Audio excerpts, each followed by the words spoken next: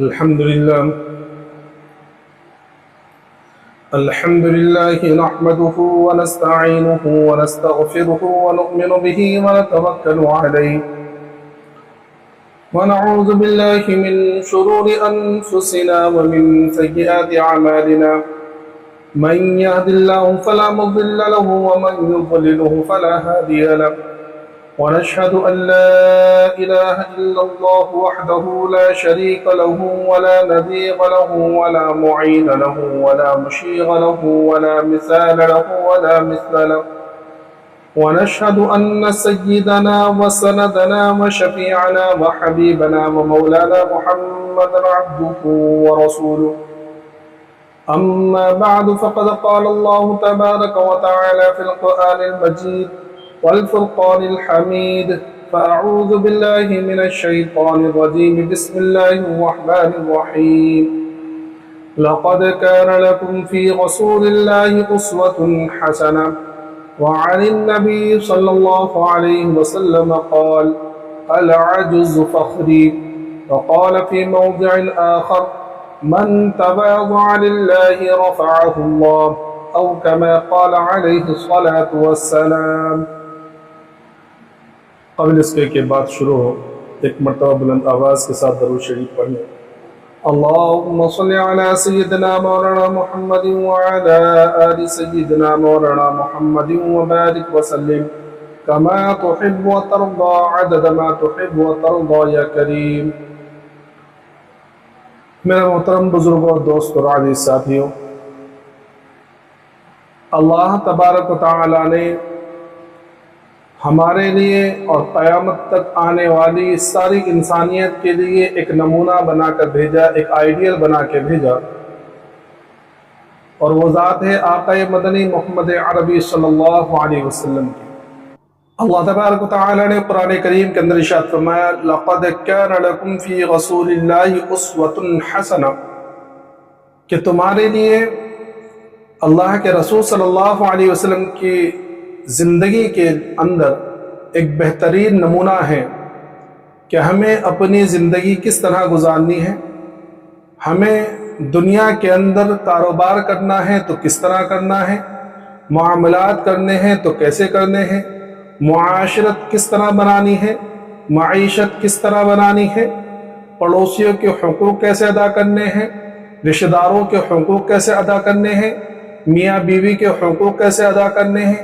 یہ ساری چیزیں اللہ رب العزت نے آقا مدنی محمد عربی صلی اللہ علیہ وسلم کی زندگی کے اندر بتلا دی ہمیں. آج مسلمان جو ہر جگہ مار کھا رہے ہیں یا آج مسلمان جو ذلیل ہو رہے ہیں، اس کی سب سے بڑی وجہ یہ ہے کہ ہم نے آقا مدنی محمد عربی صلی اللہ علیہ وسلم کی سیرت کو چھوڑ دیا.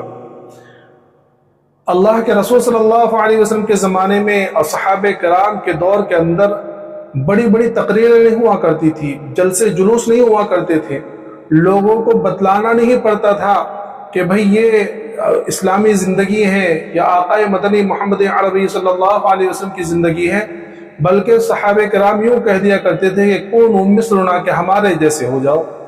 کیونکہ ایک ایک صحابی اللہ کے رسول صلی اللہ علیہ وسلم کی زندگی کا بہترین عملی نمونہ تھا کہ وہ سر سے لے کر پاؤں تک اللہ کے رسول صلی اللہ علیہ وسلم کے بتلائے ہوئے زندگی اور بتلائے ہوئے طریقے کے مطابق زندگی گزارا کرتا تھا. آج ہم میں سے کون ہے جو کسی شخص کو یہ کہہ دے کہ بھئی ہمارے جیسے ہو جاؤ؟ اگر کسی غیر مسلم کو یہ کہہ دو کہ بھئی تم ہمارے جیسے ہو جاؤ، تو فوراً کہے گا کہ بھئی رہنے دو، کہ اگر تمہارے جیسے زندگی گزارنی ہے تو ہم غیر مسلم ہی صحیح ہیں، ہمیں اسلام کی ضرورت نہیں ہے. کیوں؟ کیونکہ ہم میں سے ہزاروں کے اندر چند لوگ ایسے ہوں گے جن کی پوری زندگی سنت کے مطابق ہے، ورنہ ہم میں سے اکثر و بیشتر کی زندگی جو ہے وہ سنت کے خلاف ہے. ایک تو ہمارا ذہن یہ بن گیا کہ ہم یہ سمجھتے ہیں کہ دین بس ٹوپی اوڑھنے کا، داڑھی رکھنے کا، کرتا پیجامہ رکھنے کا اور 5 وقت نماز پڑھنے کا نام ہے، حالانکہ دین اس کا نام نہیں ہے. یہ تو دین کا ایک حصہ ہے. ہمارے مدارس کے اندر جو فقہ کی کتابیں پڑھائی جاتی ہیں ان میں سب سے اہم کتابیں ہے وہ ہے ہدایہ. اس کی 4 جلدیں ہیں. ان 4 جلدوں کے اندر صرف ایک جلد کے اندر نماز، زکوٰۃ، رمضان، حج، یہ ساری چیزیں ہیں جو عبادات سے تعلق رکھتی ہیں. اور بقیہ جو 3 حصے ہیں یعنی 75% جو ہے وہ ہے معاملات، معاشرت، تجارت، کاروبار، پڑوسیوں کے حقوق، رشتہ داروں کے حقوق، وہ ساری چیزیں جو 3 جلدوں کے اندر ہیں. پتہ چلا کہ اسلام اور دین اسلام جو ہے اس کا 25% عبادت ہے. باقی ساری چیزیں جو ہے وہ یہ ہے کہ ہمیں دنیاوی زندگی کس طرح گزارنی ہے. اور ظاہر سی بات ہے کہ اس کے لیے بہترین آئیڈیل جو ہے آقا مدنی محمد عربی صلی اللہ علیہ وسلم ہے. اسی سلسلے کی ایک ترتیب یا ایک تسلسل سے ایک حدیث کی تشریح چل رہی ہے، اور آج اس کا 11واں ہفتہ ہے کہ اللہ کے رسول صلی اللہ علیہ وسلم نے اپنے طریقے کو بتلایا کہ میری سنت کیا ہے، جس میں سے 10 ہو چکی ہیں. 11ویں چیز یہ ہے کہ اللہ کے رسول صلی اللہ علیہ وسلم میں العجز فخری، کہ عاجزی میرا فخر ہے. عاجزی کہتے ہیں کس کو؟ عاجزی کہتے ہیں کسی کو بڑا مان کر اس کے سامنے جھک جانا، اس کی بات کو مان لینا، اور کسی اپنے آپ کو ہر ایک سے کمتر سمجھنا، اس کو کہتے ہیں عاجزی. اللہ کے رسول صلی اللہ علیہ وسلم اور صحابہ کرام کی آپ زندگی اٹھا کے دیکھ لیں تو سب سے پہلی چیز تو اللہ کے رسول صلی اللہ علیہ وسلم نے خود ارشاد فرما دیا کہ العجز فخری، اور اس کے بالمقابل اس کے اپوزٹ چیز ہے وہ ہے کبر، تکبر. اس کے بارے میں اللہ کے رسول صلی اللہ علیہ وسلم نے بھی فرمایا کہ جس کے دل میں ذرہ برابر بھی کبر ہوگا، تکبر ہوگا، وہ جنت میں داخل نہیں ہوگا. انگریزی میں ذرہ کہتے ہیں ایٹم کو، کہ جس طرح ایٹمی ہتھیار جو ہے یا ایٹم بم جو ہے وہ بہت زیادہ تباہی مچاتے ہیں، اسی طرح تکبر کا ذرہ جو ہے یہ ایمان میں اور انسان کی زندگی کے اندر تباہی پھیلاتا ہے. اگر آپ سیرت کے اوپر یا تاریخ اسلام کے اوپر نظر ڈالیں تو آپ کو پتہ چلے گا کہ اللہ کی سب سے پہلے نافرمانی جو ہوئی ہے وہ تکبر کی وجہ سے. آئیے قرآن کریم سے دیکھتے ہیں کہ اللہ رب العزت نے فرشتوں کو حکم دیا کہ جب آدم علیہ السلام کو اللہ تعالیٰ نے بنا دیا اور ان کے پتلے کے اندر روح پھونکی تو فرشتوں کو حکم ہوا اسجدوا لآدم، کہ آدم کو سجدہ کرو. اب وہاں جتنے تھے سب کو سجدے کا حکم تھا، سارے فرشتے سجدے میں گر گئے، لیکن شیطان، ابلیس، اور یہ کوئی معمولی شیطان نہیں تھا. شیطان اس وقت طاؤوس الملائکہ کہا جاتا تھا، معلم الملائکہ کہا جاتا تھا، کہ بہت بڑا عابد تھا. بعض کتابوں کے اندر لکھا ہے کہ زمین کے چپے چپے پر اس نے اللہ کی عبادت کی تھی، لیکن اس وقت اس کے دل کے اندر کبر اور تکبر والا خناس آ گیا. اس نے فوراً کہا کہ یا اللہ، وہ سجدے میں نہیں گیا. اللہ تبارک تعالیٰ نے سے پوچھا کہ بھئی تم نے سجدہ کیوں نہیں کیا؟ کہ جس کو میں نے اپنے ہاتھ سے بنایا اس کو سجدہ کرنے سے تجھے کون سی چیز مانے ہو گئی؟ فوراً کہنے لگا انا خیر من خلقتنی من نار وخلقتہ من طین، کہ میں اس سے بہتر ہوں، آپ نے مجھے آگ سے بنایا ہے، اس کو مٹی سے بنایا. پھر وہاں اپنے عقل دوڑانے لگا کہ آگ جو ہے اوپر علو چاہتی ہے، اوپر جاتی ہے، اور مٹی نیچے جاتی ہے، اور سجدے سے انکار کر دیا. کہ اس کے دل کے اندر ابا واستکبر وکان من الکافرین، کہ استکبار یعنی کہ تکبر کیا اور کفر کرنے والوں میں شامل ہو گیا، نافرمانی کرنے والوں میں شامل ہو گیا. اب اللہ تبارک تعالیٰ نے کیا کیا کہ اللہ تبارک تعالیٰ نے اسی کبر کی وجہ سے، نافرمانی کی وجہ سے جنت سے جو ہے اس کو باہر نکال دیا. اب آپ سوچیں کہ جنت کے اندر وہ جو طاؤوس الملائکہ کہا جاتا تھا، جس کو معلم الملائکہ کہا جاتا تھا، جو بہت زیادہ عبادت کرنے والا تھا، جب اس کے اندر تکبر آ گیا تو اللہ نے اس کو جنت سے باہر نکال دیا. آج ہم لوگ یہ ناقص عبادات، ناقص علم اور اتنا اللہ کے نافرمانی کرنے والے، اگر ہمارے اندر کبر رہے گا، ہمارے اندر تکبر رہے گا تو اللہ تبارک تعالیٰ کیسے جنت میں داخل کریں گے؟ اور یاد رکھیے کہ اللہ تبارک تعالیٰ نے صاف ارشاد فرما دیا، حدیث قدسی ہے کہ الکبر ردائی، کہ کبر اور بڑائی یہ میری چادر ہے، اور جو اس کے تعلق سے مجھ سے تنازع کرے گا، لڑائی کرے گا، میں اس کی گردن کو توڑ دوں گا. تو یہ کبر یہ بہت ہی بری چیز ہے. اس کے اپوزٹ میں ہے یہ عاجزی، کہ انسان کو عاجزی اختیار کرنی چاہیے، اپنے آپ کو دوسروں سے برتر نہیں بلکہ کمتر سمجھنا چاہیے. کہ آج ہوتا یہ ہے کہ عام طور پر اگر انسان کو مال و دولت مل جاتی ہے، یا کوئی عہدہ مل جاتا ہے، یا وہ خوبصورت ہے، اللہ نے اس کو خوبصورت بنایا ہے، یا وہ طاقتور، اللہ نے اس کو طاقت دی ہے، تو وہ اپنے آپ کو کچھ سمجھنے لگتا ہے کہ میں بھی کچھ ہوں. یہ میں جب آ جاتا ہے اور جب دماغ میں یہ سمجھ آتا ہے کہ من آنم من دانم، کہ میں کون ہوں، مجھے معلوم ہے، تم جانتے ہو کہ میں کون ہوں، کہ میں وہ ہوں کہ جس کے بارے میں کوئی جانتا نہیں ہے اور تم میرے بارے میں سمجھتے کیا ہو. یہ جب دل میں آ جاتا ہے میں، تو یہ میں کی وجہ سے جو ہے اللہ تعالیٰ اس کو دنیا کے اندر مٹا دیتا ہے. اور یاد رکھیے کہ جو شخص اپنے آپ کو اللہ کے لیے مٹاتا ہے اللہ اس کو اٹھا دیتا ہے. کہ جو اللہ کے سامنے عاجزی کرتا ہے، اپنے آپ کو لوگوں سے کمتر سمجھتا ہے، دوسروں کو اپنے سے بڑھتر سمجھتا ہے، تو اللہ تبارک تعالیٰ اس کو اور زیادہ شہرت عطا فرماتے ہیں، اس کو اور زیادہ بڑائی عطا فرماتے ہیں. علامہ تھانوی رحمۃ اللہ علیہ کے بارے میں لکھا ہے کہ آپ یہ فرمایا کرتے تھے کہ میں جتنے بھی انسان ہیں تمام کو اپنے آپ سے، جو ایمان والے ہیں تمام کو اپنے آپ سے جو ہے حال کے اعتبار سے بہتر سمجھتا ہوں، اور جو کافر ہیں، جو غیر مسلم، ان کو احتمالاً اپنے آپ سے بہتر سمجھتا ہوں. کہ جو ایمان والا ہے وہ تو ایمان والا ہے کہ پتہ نہیں اس کی کون سی خوبی اللہ کو پسند ہو، وہ اللہ جو ہے اس کی خوبی کو قبول کر لے. اور جو کافر ہیں آئندہ ہو سکتا ہے وہ ایمان لے کر آ جائے اور اللہ سارے گناہوں کو معاف کر دے. تو علامہ تھانوی رحمۃ اللہ علیہ جیسا شخص جو مجدد ہیں اور بہت اللہ نے علم عطا فرمایا، وہ اتنی عاجزی کر رہے ہیں، اور ہم جو ہیں اکڑے پھر رہے ہیں کہ بھئی ہم سے بڑا کون ہے، ہم سے طاقتور کون ہے. ذرا پیسہ آ گیا تو فوراً اللہ کی نافرمانی، ان لوگوں کے اوپر ظلم کرنا. اللہ کے رسول صلی اللہ علیہ وسلم فرمایا من تواضع للہ رفعہ اللہ، کہ جو اللہ کے لیے تواضع اختیار کرتا ہے، جو اللہ کے لیے اپنے آپ کو جھکا لیتا ہے، اللہ تبارک تعالیٰ اس کو بلند کرتا ہے. اہم چیز یہ ہے کہ تواضع کی علامت کیا ہے، کیسے پتہ چلے کہ ہمارے اندر تواضع ہے یا نہیں ہے. تو علماء نے اس کی 3 نشانی بتلائی ہے کہ تواضع کی 3 نشانیاں ہیں. سب سے پہلی نشانی یہ ہے کہ اپنے بڑوں سے کسی کام میں بغاوت نہ کرے. کہ جس کے اندر تواضع ہوتی ہے وہ اپنے بڑوں کی سے بغاوت نہیں کرتا، وہ اپنے بڑوں کی مان کر زندگی گزارتا ہے، اپنے بڑوں کے کہنے کو مانتا ہے. آج جو ہمارے معاشرے میں آپ دیکھیے کہ اگر بڑا یا باپ یا چچا اپنے بھتیجے کو، اپنے بیٹے کو کوئی کام کہتا ہے تو فوراً کہ میں نہیں کرنے والا، یا اگر کوئی بڑا کچھ کام کرنا ہے تو بچے فوراً کہتے ہیں کہ آپ کو یہ کام نہیں آتا، آپ کو کیا معلوم ہے. تو یہ جو بڑوں سے بغاوت ہے، اس سے یہ پتہ چلتا ہے کہ یہ چھوٹے جو ہیں، یہ بچے جو ہیں، ان کے اندر تکبر ہے، یہ ان کے اندر تواضع نہیں ہے، اس لیے یہ اپنے بڑوں سے بغاوت کر رہے ہیں. تو تواضع کی پہلی نشانی یہ ہے کہ اپنے بڑوں سے بغاوت نہ کریں. دوسری نشانی تواضع کی یہ ہے کہ اپنے چھوٹوں سے حقارت نہ کریں، چھوٹوں کے ساتھ حقارت سے پیش نہ آئیں، ان کو اپنے آپ سے کمتر نہ سمجھیں، ان کو ذلیل نہ سمجھیں. چھوٹوں کے اندر سارے لوگ کہ نوکر، نوکرانیاں، خادم، چھوٹے بچے، ان تمام سے.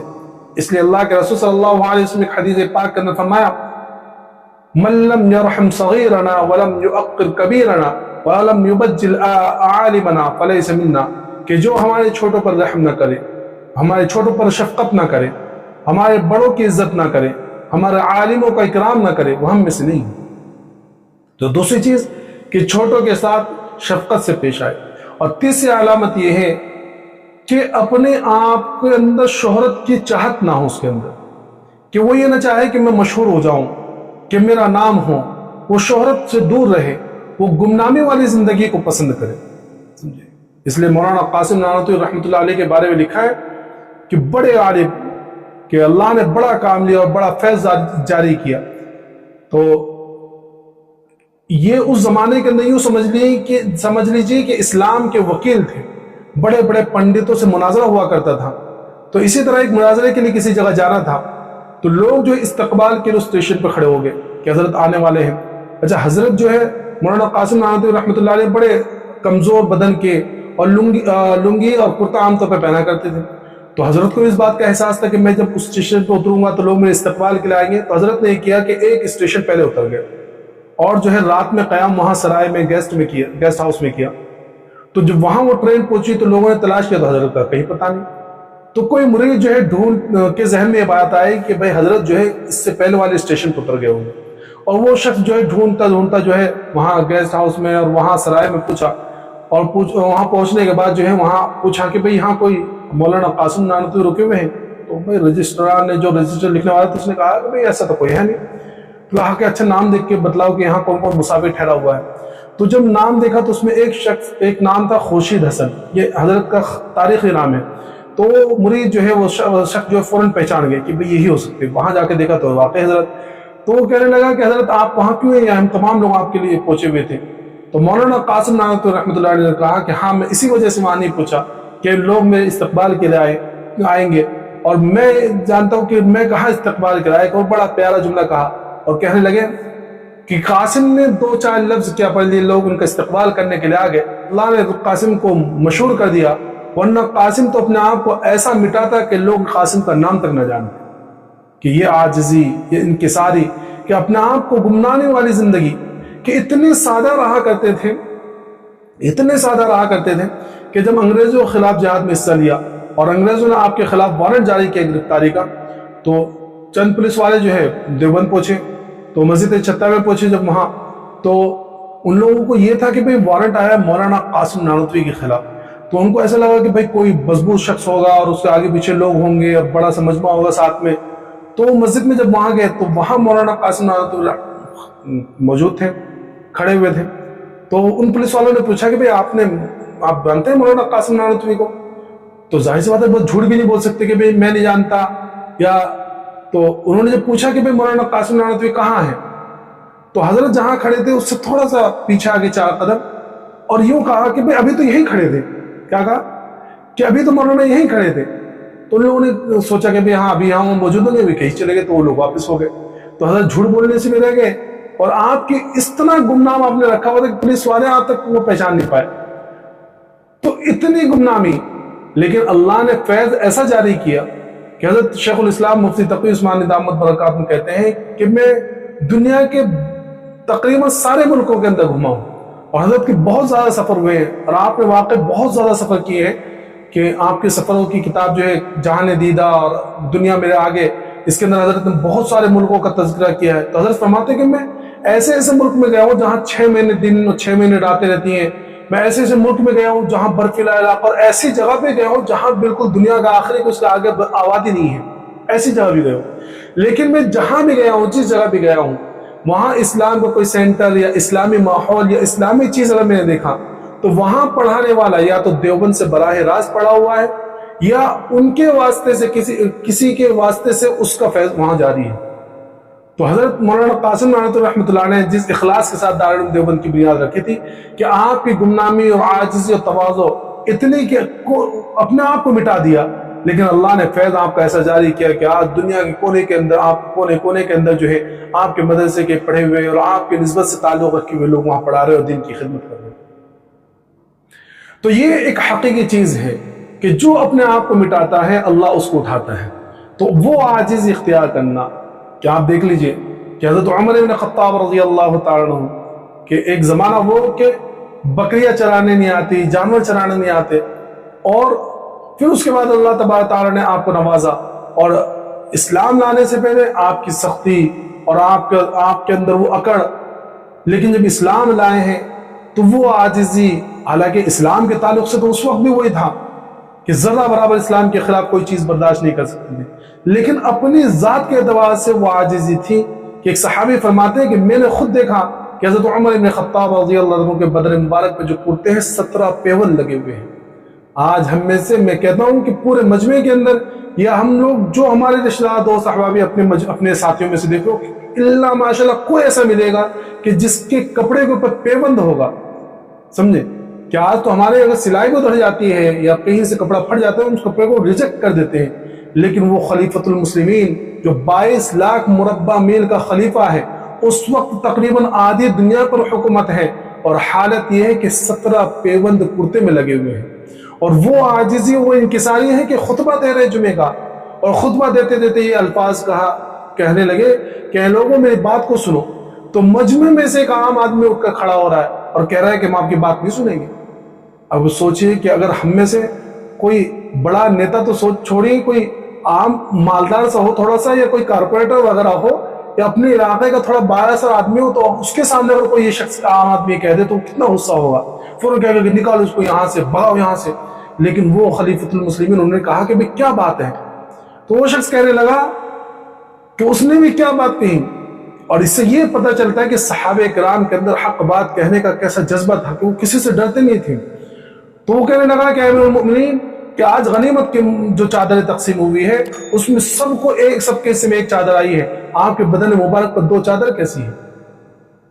سوچی کہ خطبے کے دوران جو ہے بیان میں, جمعے کے بیان میں ایک معمولی شخص جو ہے خلیفۃ المسلمین سے سوال کر رہا ہے. تو حضرت عمر رضی اللہ عنہ نے فوراً کہا کہ اس کا جواب میرا بیٹا عبداللہ دے گا.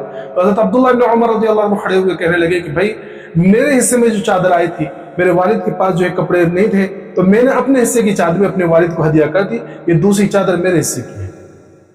آپ سوچئے کہ کیا عاجزی انکساری صحابہ کرام کے اندر تھی کہ اتنے بڑے خلیفہ اور معمولی شخص کو جواب دے رہے ہیں. لیکن آج اللہ نے وہ نوازا ہے, وہ شہرت اور وہ عقیدت عطا کی اللہ تبارک تعالیٰ نے کہ آج 14.5 سال بعد میں آج ہم اور آپ ان کا نام بڑی عقیدت سے لیتے ہیں. تو میرے محترم بزرگو دوستو, اصل چیز ہے عاجزی, کہ انسان کے اندر عاجزی ہو, تواضع ہو, کہ وہ اپنے آپ کو کچھ نہ سمجھے, وہ یہ سمجھے کہ سارے لوگ مجھ سے بہتر ہیں, میں سب سے کمتر ہوں. کہ آپ دیکھ لیجئے علماء کرام کو, جو ہمارے اکابرین گزرے ہیں ان لوگوں کو, کہ وہ اپنے آپ کو چھپانا چاہتے تھے. صحابہ کرام اپنے آپ کو گمنام رکھنا چاہتے تھے, اور خود اللہ کے رسول صلی اللہ علیہ وسلم جب آپ مکہ سے ہجرت کر کے مدینہ گئے کہ لوگوں نے بڑا ستایا مکہ والوں نے, تو اب مجبوراً آپ کو ہجرت کرنی پڑی. تو آج جب ہجرت کر کے مدینہ گئے اور وہاں اسلام کی نشو و نما ہوئی, اسلام وہاں سے پھیلنا شروع ہوا, تو شروع میں آپ جو ہے اس طرح صحابہ کرام کے اندر بیٹھا کرتے تھے کہ اگر کوئی اجنبی آ جاتا تو اس کو معلوم کرنا پڑتا تھا, وہ پوچھتا تھا کہ تم میں سے محمد کون ہے صلی اللہ علیہ وسلم. جب بابا یہ معاملہ ہونے لگا تو صحابہ کرام نے پھر کہا کہ یا رسول اللہ, لوگوں میں لوگ جب آتے ہیں تو ان کو پریشانی ہوتی ہے آپ کو پہچاننے میں, اور خود جو ہے ہم میں سے ہر شخص چاہتا ہے کہ وہ آپ کے رخ انور کی زیارت کرے, آپ کا دیدار کرتا رہے اور لوگوں تک آپ کی بات صحیح طریقے سے پہنچ جائے. اس لیے ہم یہ چاہتے ہیں کہ آپ کسی اونچی جگہ بیٹھ جائے. تو اس وجہ سے کہ آپ کی زیارت تمام لوگوں کو ہو اور جو ہے آپ کی بات تمام لوگوں کو صحیح طریقے سے پہنچ جائے, تو آپ کے لیے ایک چوکی سی بنا دی گئی. ورنہ شروع میں اس طرح آپ صحابہ کرام کے درمیان بیٹھا کرتے تھے کہ لوگ پہچاننا مشکل ہو جاتا تھا لوگوں کو کہ محمد صلی اللہ علیہ وسلم کون ہے. آج ہم میں سے ہر شخص چاہتا ہے کہ میں پہچانا جاؤں, جب میں چلوں تو لوگ میرے پیچھے چلیں, میں ذرا ممتاز رہوں, سمجھے. تو یہ چیزیں جو ہے اسلام نہیں سکھاتا. اسلام نے عاجزی سکھلائی ہے کہ اللہ کے سامنے عاجزی, لوگوں کے سامنے عاجزی, کہ آج اگر ہم نے اپنے آپ کو اللہ کے لیے مٹا دیا تو اللہ تبارک تعالیٰ جو ہے ہمیں اٹھا دے گا. اس لیے ایک کتاب کے اندر لکھا ہے کہ حضرت خواجہ نظام الدین اولیاء رحمۃ اللہ علیہ سے کس نے پوچھا کہ حضرت ہم دیکھتے ہیں کہ بعض لوگ ایسے ہوتے ہیں کہ زندگی کے اندر بڑے مشہور ہوتے ہیں, لیکن ان کے مرنے کے بعد لوگوں کو ان کا نام تک نہیں پوچھتا, کوئی ان کو یاد نہیں رکھتا. اور کچھ لوگ ایسے ہوتے ہیں کہ زندگی کے اندر تو زیادہ مشہور نہیں ہوتے, لیکن انتقال کے بعد بڑے مشہور ہو جاتے ہیں اور زیادہ لوگوں کو چاہنے لگتے ہیں. تو حضرت نے جواب دیا کہ دیکھو, جو دنیا کے اندر یہ چاہتا ہے کہ اس کو شہرت ملے, اس کو نام بری ملے, لوگ اس کو پہچانے جانے, اور اس کی دلی خواہش یہ ہوتی ہے کہ اس کو شہرت ملے, تو جب وہ مرتا ہے تو اللہ لوگوں کے دلوں سے اس کی محبت کو چھین لیتے ہیں. اور جو شخص زندگی کے اندر ہی چاہتا ہے کہ لوگ مجھے نہ پہچانے, میں گمنامی کی زندگی گزاروں اور کوئی مجھے پہچانے نہ, عاجزی کے ساتھ زندگی گزارتا ہے, تو جب انتقال ہوتا ہے تو اللہ تبارک تعالیٰ اس کی محبت کے بیج جو ہے وہ لوگوں کے دلوں میں ڈال دیتے ہیں. اس لیے آپ دیکھیں کہ صحابہ کرام کے اندر کہ آج ہم کتنے سالوں کے بعد ان کا نام عقیدت سے لیتے ہیں. اور ماضی قریب میں آپ دیکھ لیجیے جنید جمشید کو, کہ میں خود اپنا تجربہ بتا رہا ہوں کہ آپ کے جنید جمشید کی شہادت سے پہلے میں زیادہ نام تو جانتا تھا, لیکن میں نے کبھی آپ کو زیادہ سنا نہیں تھا. اور بھی بہت سارے لوگ میں نے اس بات کو لوگوں سے سنا, لیکن جب انتقال ہوا ہے تو انتقال کے بعد جو ہے میں خود ان کو بہت زیادہ, ان کی ساری نعتیں, سارے نظمیں سنا میں نے خود. کیوں؟ کیونکہ انہوں نے اپنا آپ کو مٹایا. کیا آپ کو پتا ہے کہ آپ نے جانتے ہیں لوگ کہ جنید جمشید ایک زمانے کے اندر پاکستان کے بہت بڑا پاپ سنگر تھے, اور ان کے جو کنسرٹ ہوا کرتے تھے, ان کے جو پروگرام ہوا کرتے تھے, خود ملک کے اندر تو چھوڑیے, یورپ, امریکہ وغیرہ دوسرے علاقوں کے اندر جب آپ کے پروگرام ہوا کرتے تھے تو ہزاروں لاکھوں کی تعداد ہوا کرتی تھی, بہت زیادہ فین فالوئنگ اور بہت زیادہ مشہور. لیکن بعد میں جو ہے اللہ نے ان کو ہدایت دی اور توبہ کی, ساری گناہ کے کاموں سے اور ساری چیزوں سے, اور کچھ حالات آئے, اور بعد میں جو ہے آپ نے نعت پڑھنا شروع کیا, اللہ کے رسول کی تعریفیں کرنی شروع کی, اللہ کی حمد بیان کرنی شروع کی, اور اپنے اسی ٹیلنٹ کو اور اسی چیز کو جو ہے آپ نے اس کو صحیح رخ دیا. تو آج جو ہے اتنے دنوں کے بعد جو ہے پھر بھی ہم ان کے بیانات سے سنتے ہیں، ان کے جو ہے بیانات بھی سنتے ہیں، اور ان کے جو ہے حمد وغیرہ بھی سنتے ہیں. اور میں خود اس کے آپ کے شہادت کے بعد جو ہے میں نے بہت سنا آپ کو، کہ ایک وقت تو ایسا تھا کہ میں 2-3 گھنٹے جو ہے آپ کے نعتیں سنا کرتا ہوں. تو یہ ایک چیز وہی ہوتی ہے کہ جو اللہ کے لیے اپنے آپ کو مٹاتا ہے، اور جو اپنے آپ کو جو اللہ دین کے راستے پر چلاتا ہے، اللہ اور اس کو زیادہ اٹھاتا ہے، اس کے انتقال کے بعد اور شہرت عطا کرتے ہیں.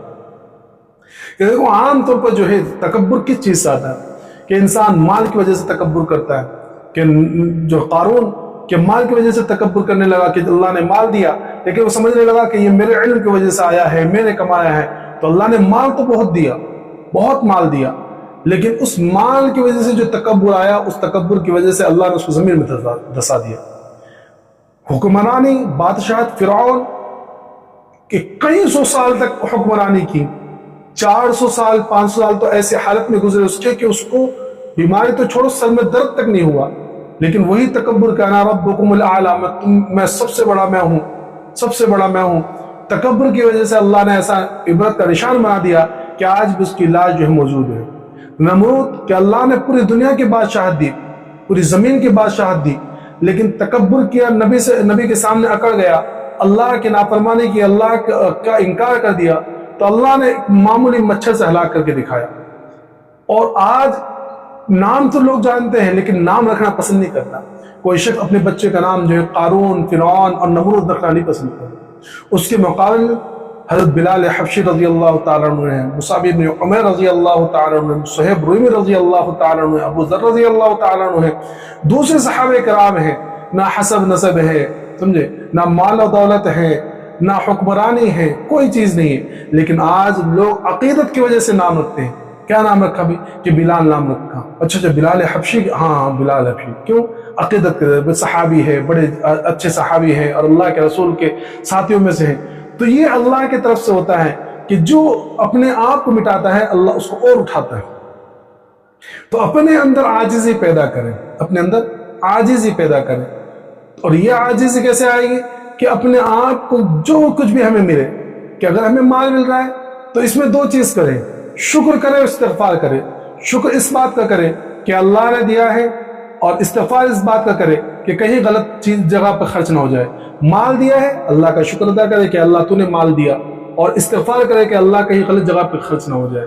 علم دیا ہے تو اللہ کا شکر ادا کرے کہ اللہ علم تو نے دیا ہے، اور اس بات پر استغفار کرے کہ میں اپنے علم کا غلط استعمال نہ کر لوں، یا میں اپنے علم پر عمل نہ کرنے والا نہ بنوں. اس پر استغفار کرے کہ اللہ مجھے عمل کرنے والا بنا. طاقت دی ہے تو اللہ کا شکر ادا کرے کہ اللہ نے طاقت دی ہے، اور استغفار اس کا کرے کہ اللہ اس طاقت کو کہیں غلط استعمال نہ ہو جائے. تو جو بھی نعمتیں اللہ کی طرف سے ملے، جو نعمتیں ہمارے پاس نہ آئیں، ہم ہمیشہ یہ ذہن میں رکھیں کہ یہ نعمت میری طاقت سے نہیں ملی، یہ نعمت میرے علم سے نہیں ملی، یہ نعمت میرے مال سے نہیں ملی، بلکہ جو نعمت بھی ملی ہے مجھے اللہ نے دی ہے، اللہ نے اپنی مرضی سے دی ہے، میرا اس کے اندر کوئی دخل نہیں ہے. اور اللہ کا شکر ادا کرے اور اس کو غلط جگہ پہ استعمال نہ کرے. تو اللہ کے سامنے اور پوری دنیا کے سامنے عاجزی اختیار کرے. اس لیے اللہ کے رسول صلی اللہ علیہ وسلم فرمایا العجز فخری، کہ عاجزی جو ہے وہ میرا فخر ہے.